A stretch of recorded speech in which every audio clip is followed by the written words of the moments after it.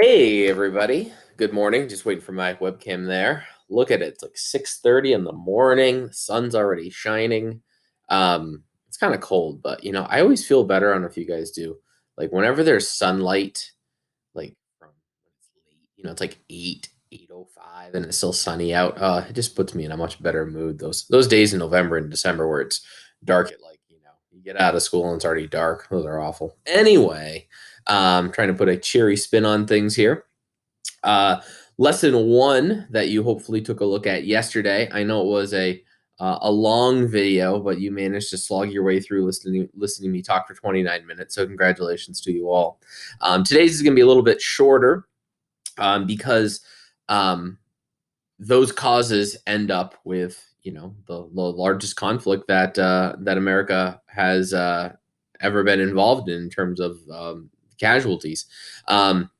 So the person, lesson number one, we talked about Dred Scott and Roger Taney. Lesson number two, we're talking about a few things. We'll mention Abraham Lincoln, but the person of focus is a guy named Stonewall Jackson. So by the time you leave this lesson, hopefully you'll know who Stonewall Jackson is. All right, let's take a look at the lesson here. Um, First thing, they used to do their inaugurations back then in March instead of January. Now we have the presidential election in November, still did back then. But the inaugurations now take place in January. But then it was March. So in March, as part of his first chance to speak to a nation, and keep in mind that as Abraham Lincoln steps outside the U.S. Capitol building to address the country, he's talking to a very fractured country, right? 7 states, starting already back in December of 1860, have decided to leave the Union. Now, there haven't really been any fights. There's been a few little dust ups here and there. Um, but the fact that he is speaking to a broken country, and there hasn't been fighting yet, large scale fighting yet. So he's trying his best to heal the fractured country. And he says, "We are not enemies, but friends. We must not be enemies. Though passion may have strained, it must not break our bonds of affection.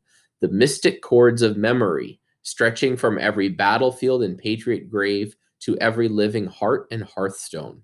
All right, a hearthstone can be found in a fireplace. So that's like what homes have fireplaces. Well, back then, pretty much every home had a fireplace. Um, One of the things that Lincoln does here really well is he understands the country is going through a difficult time. So he's asking you to remember a time where the country succeeded together. So, think about your own relationships or friendships that you have. You might, let's say you're going through a rough patch with a good friend of yours. Um, what might be an effective way to heal that friendship would be to, hey, remember that time in third grade when in art class blah blah blah blah blah, or oh, remember that time on the bus in fourth grade. So there's just that moment that you had together, um, that will allow you to forget about the recent turmoil that you're going through. Well, this is what he's talking about. But when he talks about battlefield and patriot grave, he's not talking about the battles of the Civil War because they haven't happened yet. He's talking about the American Revolution. Now, Abraham Lincoln, he wasn't alive for the American Revolution. This is 1861, and we're a long way from 1776. But he knows, but America was still involved, right? So when it was North and South fighting together, the middle colonies, the New England colonies, Southern colonies, remember back to that good time, that pleasant time. Well, I don't know if it's pleasant, but that time when we worked together in order to achieve something. So that's what he's talking about with the Patriot Graves. Um, all over this broad land will yet swell the chorus of union, when again touched as surely they will be by the better angels of our nature. And that's a pretty well known little phrase there, the better angels of our nature, from Abraham Lincoln there. Whenever I hear it, this kind of makes me feel a little bit old, but it makes me think of the old Flintstone cartoons. I don't know if you guys have seen those before.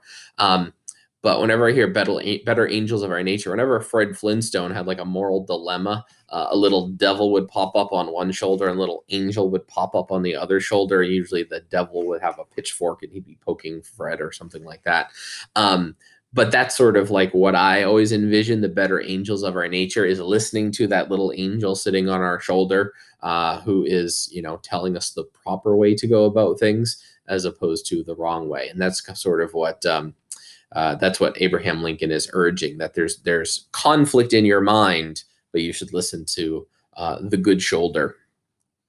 All right, so that was part of his inaugural address. Again, he's not threatening the South. In fact, he's doing the very opposite. He's trying to get the country to work together. Um, Ken Burns, that same. Now, listen, if it were me and I were you, I'd watch the whole thing. I know it's over an hour long. I think it's really interesting, and it'll certainly help you with your understanding. The only part that I'm really saying you must watch is this little six minute clip right here on Bull Run and Manassas. The link is up here at the top. So a little bit of background. There's 8 minutes talking about um, after the first shots are fired at Fort Sumter, which we talked about, how volunteers from every corner of the country were ready and willing, not just to fight, but for a sense of adventure, which seems a little bit strange, but that was 100% one of the reasons why some fought. It talked about becoming soldiers, and then finally, the first shots are fired April 12th, 1861. But the first major battle, called the First Battle of Bull Run. Why is it called the First Battle? Well, because they actually fought a second time at Bull Run. Takes place in July 1861. So that's the first major battle. You'll also notice that it's called Manassas. The reason it has two names is because for some of these battles we'll talk about, the North called the battles one thing and the South called the battles another thing. From the northern perspective, they would often use rivers or creeks or streams that happen to be close by. So, like Bull Run is the name of a creek in Northern Virginia. From the South point of view, they would often use towns or, well, not really cities, but mostly towns that were close by. So, the name of the town that's close by to Bull Run Creek is Manassas, Virginia. You can see this again in Antietam from the northern point of view, but Sharpsburg from the southern point of view. Talking about the same thing, but Antietam is a stream and Sharpsburg is a town. So just a little 6 minute section there, which talks about this first major battle, much anticipated because hundreds of thousands of men had been training for months in preparation for this. I will say a little bit of teacher advisory here, that immediately following when they stop talking about Manassas, they talk about some of the medical procedures, that's putting it kindly, that took place on the battlefield, which deals with like amputations and the loss of limbs and the saving of lives and things like that. So that immediately starts at 1850. So if you're at all squeamish or that's not something that you want to watch at 8 in the morning, I completely understand. So just make sure that you stop at about an hour, 18 minutes, and 50 seconds in, and you should be good. I mean, it's not like, obviously there's not video there, but it's a lot to watch when you think about it. This isn't movies. These are real people. And then a couple questions there, 1, 2, and 3. So, something as basic as who won. Well, make sure you watch the video. And then a few little things by the numbers here. I made a couple pie charts. I made a couple of pie charts about the who would have won the war just based upon the numbers. So if you just click on this link, you'll come to some Google Sheets that I made. And there are 3. So if you just go to the bottom tab, you'll say Sheet 1, Sheet 2, and Sheet 3. So that will allow you to answer questions 4 and 5. I think that is it. There's just a source I use for some of the numbers there for the data I collected. So pretty short.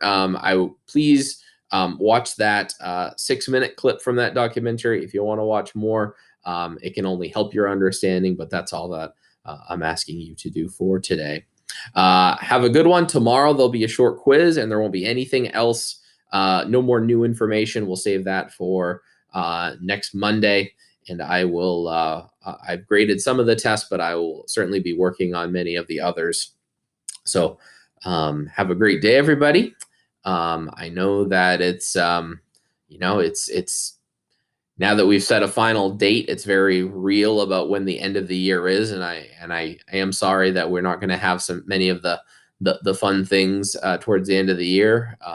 But I hope that you do finish the year strong because just because I guess I'm gonna do my best to finish the year strong as well.